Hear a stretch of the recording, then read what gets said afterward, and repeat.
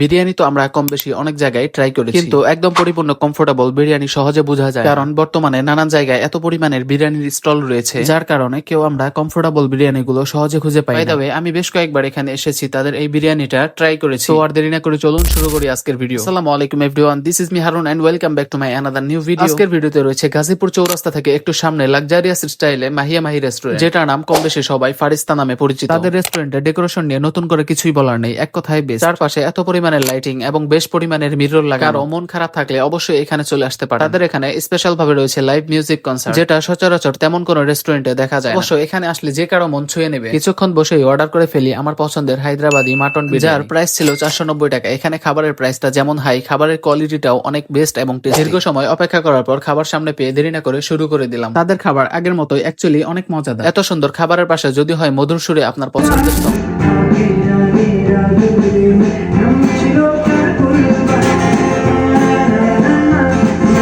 আজকে ভিডিওটি এই পর্যন্ত। সম্পূর্ণ ভিডিওটি দেখার জন্য অসংখ্য ধন্যবাদ সবাইকে। এরকম আকর্ষণীয় ভিডিও পেতে অবশ্যই পেজটি ফলো দিয়ে পাশে থাকবেন।